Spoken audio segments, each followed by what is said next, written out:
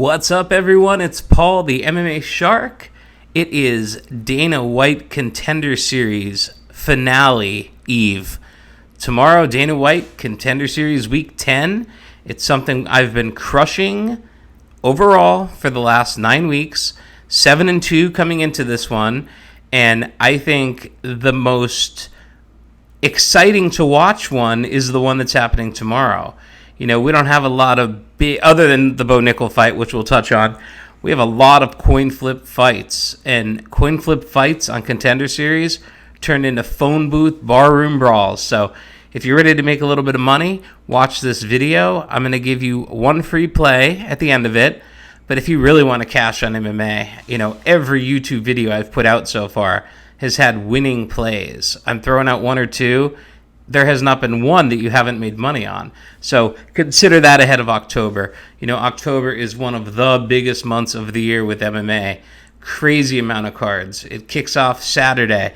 Bellator and UFC, full cards. 28 fights between the two. I'm capping them all. You know, I'm not ripping anyone off. I don't shortchange anyone. I am capping them all. Some fights might only have a quarter or a half unit risk, but you're going to get your value's worth on day 1 of October.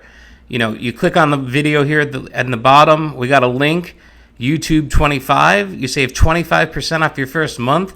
And if you're not a believer yet, by the end of October, you will be a believer. www.themmashark.com.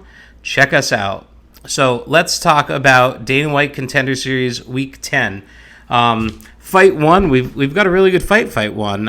It's a bantamweight fight. We have Ashik Ajim taking on Matthias Mendonca.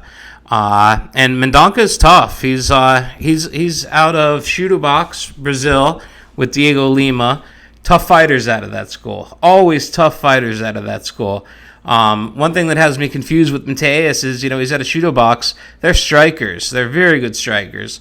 Out of his 9 wins, only 1 has come by knockout. He has 5 submissions to back it. Level of competition he's faced has been okay. Brazilian regional MMA is a lot different than American regional MMA.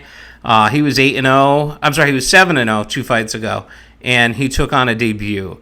And he knocked the debut out in the first round. You know, that I can't even count that as a win, because why is that fight even being sanctioned? But he knocked out, or actually he won a decision win over Pedro Nubre, and that was back in October of 2020.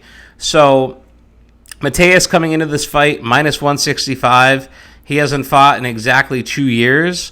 In those 2 years, that's where Dana White's Contender Series gets tricky. What has he done? Why did he get this call now after not fighting in 2 years? And it's stuff that I typically have the answers to. On the flip side, you know, he's fighting Ajim from my neck of the woods. He's out of Long Island MMA. He's tough as it gets. He's got 1 career loss, and that loss was to Chris Mutano. If you watch Chris Mutano fight Sugarshan O'Malley, Mutano's a beast, man. He absorbed like 300 strikes in that fight. I don't really see Mutano as someone having knockout power. So, I mean, he's got 4 knockouts on his resume, but he's more of a volume fighter that can, you know, take 10 to give 1. But he did knock out Ashik Ajim. Since that, Ashik's been just tearing through the competition at a promotion where, you know, I'm very good friends with the promoter and the matchmakers, and that's CES MMA. They're in New England.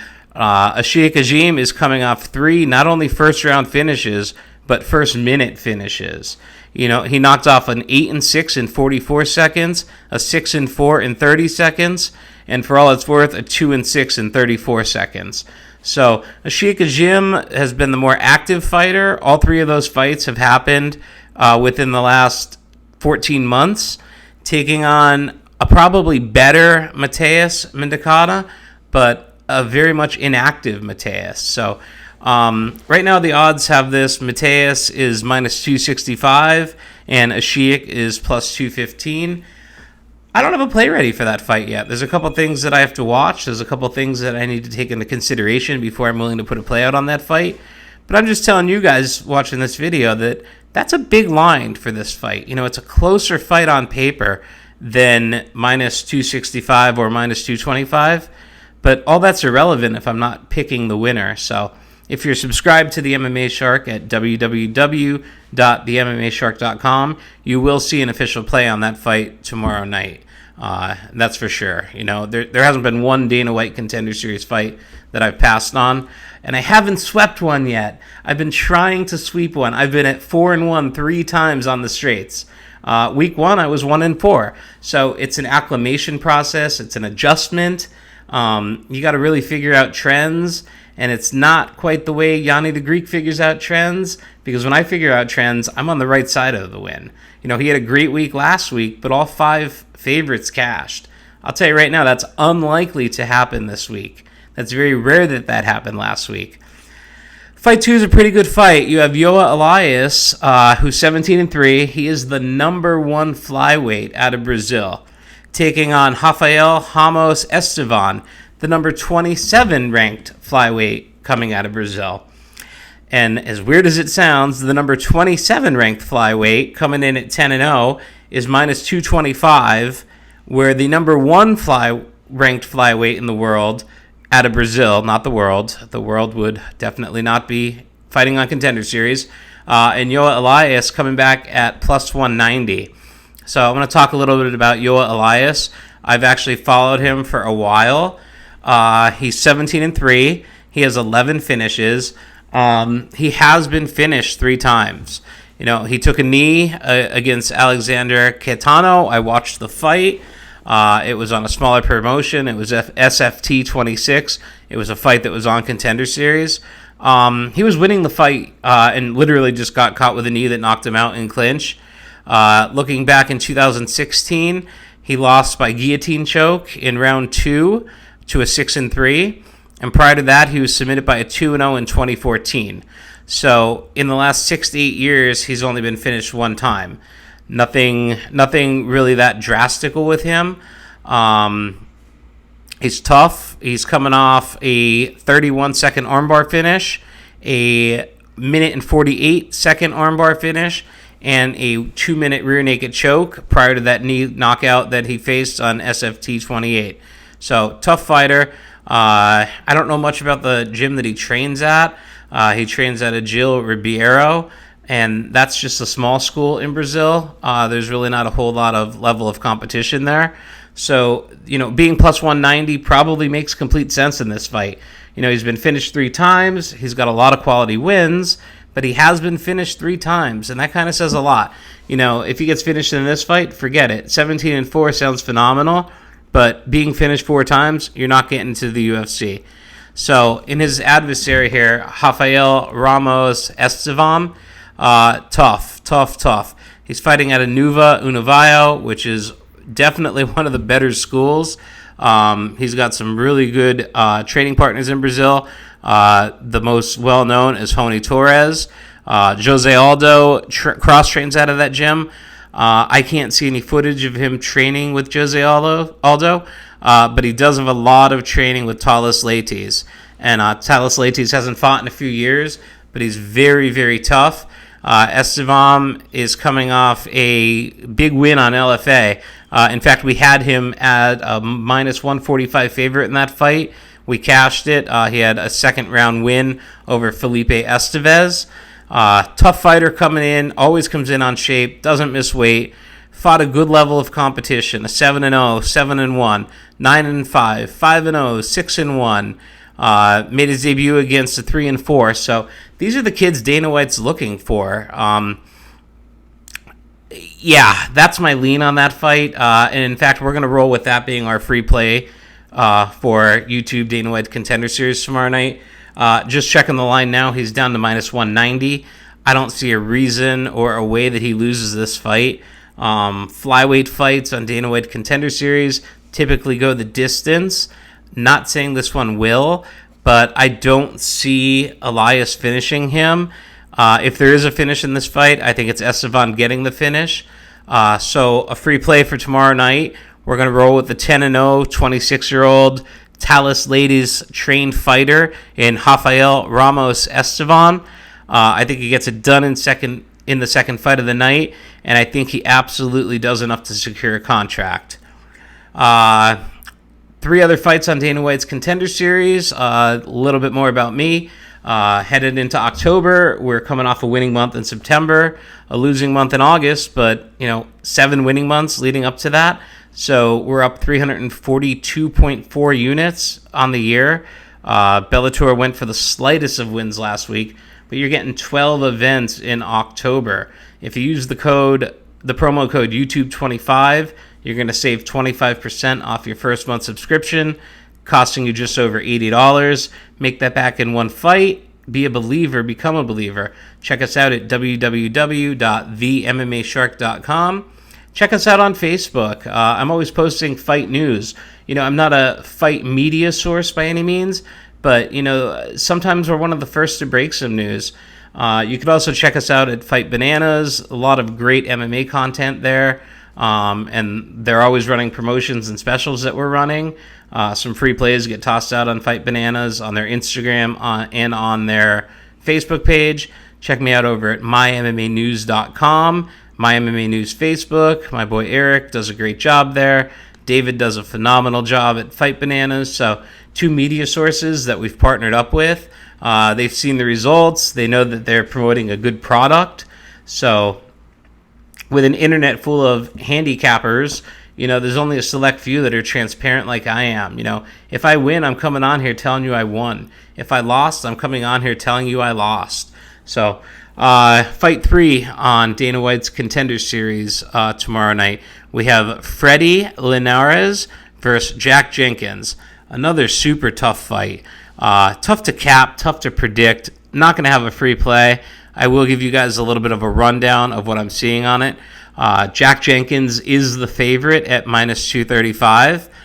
He's from Melbourne, Australia. You would think that would mean that he trains with Israel Adesanya. That is not the case. He trains at Absolute MMA and Conditioning. No known fighters really training out of that gym outside of regional Australian shows. They're known for their leg kicks and their taekwondo skills.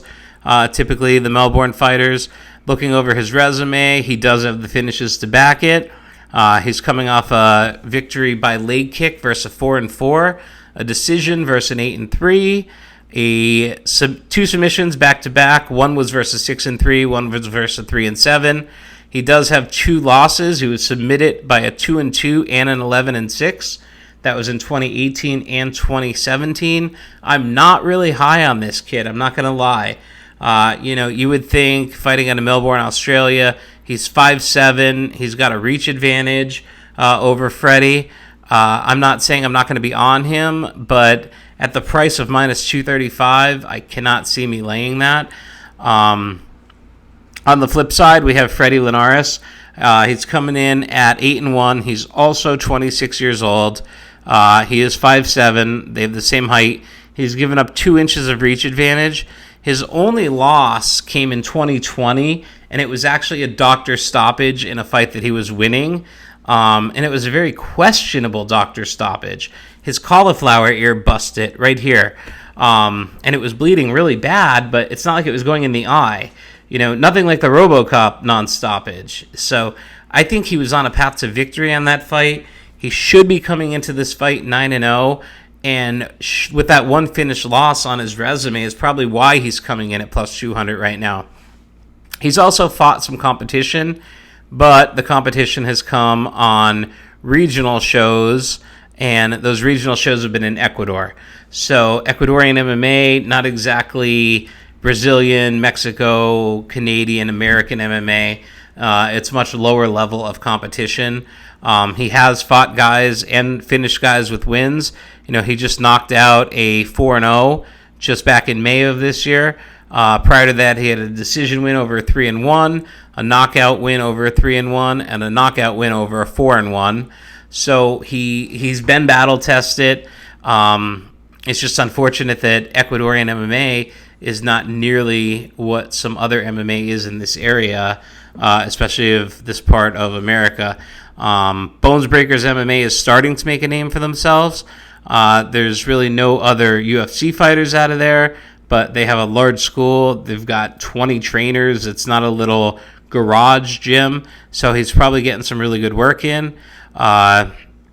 Just looking over some of the teammates he has, their top rank is Daniel Salas. He's 18-7. You got a 15-3 in Augusto Montano, who hasn't fought since 2016. And he was a UFC vet. He fought Chris Heatherly, and he lost to Bilal Muhammad in 2016.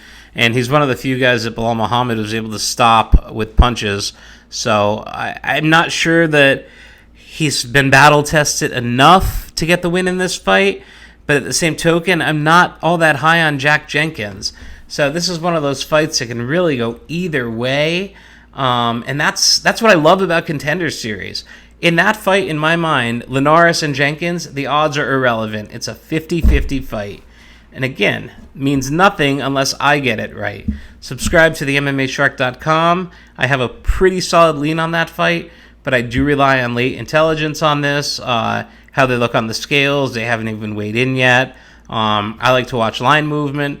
I mean, Jack Jenkins can go from minus 235 to minus 600. Not a ton of people bet Contender Series, and it only takes a couple bets to move the line. So, one thing I absolutely love is line movement and following line movement coming up to these, which is why I don't just release my whole card now. I've released one play to my subs so far, and I gave you guys the free play. And again, if you missed it, the free play I'm going with, coming in at minus 190 right now, is Rafael, Ramos, Estevomb in fight 2 to get the win over Yoa Elias. I just think Elias is more susceptible to be finished in that fight, and Ramos is just coming in hot, 6 finishes, 10-0. So it's hard to fade that, especially at a cheap price of minus 190. Like my boy Ryan Meehan says over at Me's Money Moves, it's only juice if you lose. So I never mind laying 190. Anything over 225, I'm parlaying it. I'm picking a prop. But, 190, it's kind of in that area that, we could work it in. And, if you get a bad beat, if you get a loss on it, we can recover. You drop 8 units on a minus 425 and it goes down, your night's over with. So, and, the football bettors learned that yesterday. If you had the Chiefs in a parlay or moneyline Chiefs in a parlay or moneyline Bills in a parlay, moneyline Chargers in a parlay, these are minus 400s that are going down. So that's the reason I pass on those. Not because I don't think they're going to win, but, you got to win 9 out of 10 to be up a unit or two. And with fists flying and bad beats and judges' decisions, it takes one punch to make that not happen. So for that reason, I don't go over 120, or for that reason, I don't go anything over minus 125. Taking a look at the co-main event tomorrow, I think it's a really exciting fight and a prospect that I'm pretty high on, but, it's not going to be a cakewalk by any means. You have the 9-1-1 Sam Peterson, who has been absolutely excellent. Everybody he's been fighting, he's been making relatively quick work of, and not to mention his record being really good. What's impressive is he's 6'5" and he's a lightweight. He's got a 79-inch reach. He's fighting out of England. Kind of ironic and wild that he's out of England and has never fought for Cage Warriors. He's a Brave FC guy. He's a Brave FC champion. He just knocked out at 10-6. He submitted a 14-1 decision win over an 18-6, a knockout win over a 9-3. He had a split draw versus another 9-3. Prior to that, he didn't really fight a whole lot of competition. 5-0 as an amateur. Four of the 5 were knockouts. Tough kid, absolutely tough kid. Fighting out of Team Crossface. Team Crossface has definitely made a name for themselves in England. David Lee being one of their better fighters, main trainers who hasn't fought in a while. But Sam the Future Patterson is definitely a very much live favorite in that fight.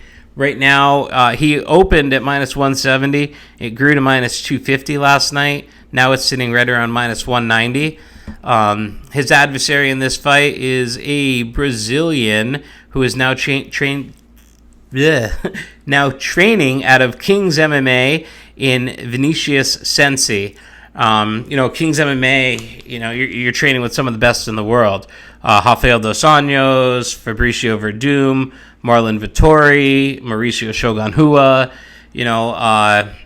Cenci is training with some of the best fighters in the world. Cannot sleep on him. He could be as live as a dog as you can get. The comeback on him right now is plus 175. He's coming off a rear naked choke win at Gladiator Challenge over a debut. Again, 6-1 fighting a debut. That fight does nothing for him. Prior to that, though, we fought some competition. He beat a 6-2, a 4-1, a 4-1. The 4 fights prior to that, he took on a debut, a 1-0, a 1-0, and he lost his pro debut in 2016 versus a 1-0. He's been submitted once. He's never been knocked out. He's got a really good guard. Watching some of his footage, if he takes the back, the opponent's in trouble.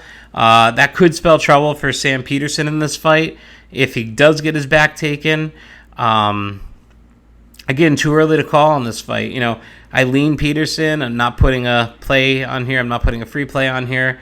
The only free play I'm putting is Estevomb. I think Estevomb is a safer bet. But we'll see what happens. That's a really good fight. I'm just checking to see on Tapology. 86% have Patterson winning that fight. I think that's a high number considering Cenci is training with tougher people. Kings MMA. My lean would absolutely be Patterson. But, it's definitely not going to be a cakewalk for him. But he's got the size and reach as where he's giving up ground game and submission ability. So, should be a really good fight. And really, in my mind, this is the last Dana White's Contender Series fight that's going to even matter because the main event, as we know, 3-time Division I champ out of Penn State, Bo Nickel is back. He's 2-0. He's being fed another can from the UFC. And no offense to Donovan Beard, he is 7-1. I believe he is training out of Arkansas. I am not big on Arkansas MMA. Anytime I had a fighter from Arkansas come in, they weren't prepared. It wasn't ready. He's fighting out of Donovan Beard. This is that I'm speaking of is training out of Off the Chain MMA. Chauncey Foxworth being one of the main head coaches and trainers there, who actually has gotten a lot better. He's 16-9, but he's older. I want to say he's 40. He's 32 actually. There's not a lot of talent in that gym at all.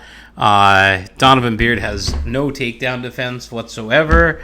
I feel like Bo Nickel can do whatever he wants to him, and that's probably why the line is minus 1,400. I think that this will get Bo Nickel a contract with the UFC. Do I think he's ready? Not necessarily, but his wrestling's unbelievable. My main thing with Bo Nickel is, can he take a punch? If, say, Donovan Beard does land a nasty uppercut, is he gonna get dropped by that, or is he gonna clinch up and take him down and ground and pound him out? So my main thing with that fight would be, we know Bo Nickel's going to win the fight, barring some kind of crazy thing happening. I'll be looking at whether I'm going to be taking Nickel to win by decision, or to win by submission, or to win by TKO, or what round it'll be in. I'll break all that down, and I will definitely have a play on that for my subscribers. So that would be my breakdown of Dana White's Contender Series Week 10. I'm excited that it's here. I'm sad to see it go. We have to wait until next July for it to come back. Dana White has done an excellent job with this, and the majority of the talent he's signing are making waves immediately in the UFC. I know we have Chandler fighting this weekend as an underdog on UFC, and I thought she looked really impressive in her fight. Don't sleep on this Saturday's UFC card. You see the main event and think that it's like a shit show of a card. These are the cards that never let down. There's 14 fights. There's a lot of good fights. There's 3 female fights on the card. I have been absolute fire with female fights lately. Going back to Leah McCourt, big Bellator hit on Saturday. So I think we start and Mackenzie Dern's in the main event. How does Mackenzie Dern not deserve to be in a main event? So before you guys knock that card, I'll have a preview video up on Friday for it. But from what I'm looking, top to bottom, that card is a sleeper. That's a sleeper and a half card. I think that fight nights have been just as good as pay-per-views. So I'm hoping that we cash tomorrow on Contender Series. Personally, I want to sweep that card. I want to sweep it. I've been 4-1 so many times. I want that 5-0. So let's see what happens. Good luck if you're playing my free play tomorrow night. And again, if you missed it, my free play is Rafael, Ramos, Estevam coming in at -190. Lock them in while you could. That line's likely to grow. And I appreciate you guys watching. Please subscribe to my channel. Get notified when videos are updated. And hopefully you're following some of these free plays. Going to make you a believer and hopefully be your second source of income. www.themmashark.com. Link at the bottom of this video. Click on it. It's already pre-linked. You save 25% off your first month. There's never been a better time to sign up. And also, all my plays come by text, so you don't need to log in and scroll through to get your plays. The second I release the plays, they're coming right to your phone. So check it out, themmashark.com. For now, I'm Paul, the MMA Shark. Have a great day, all.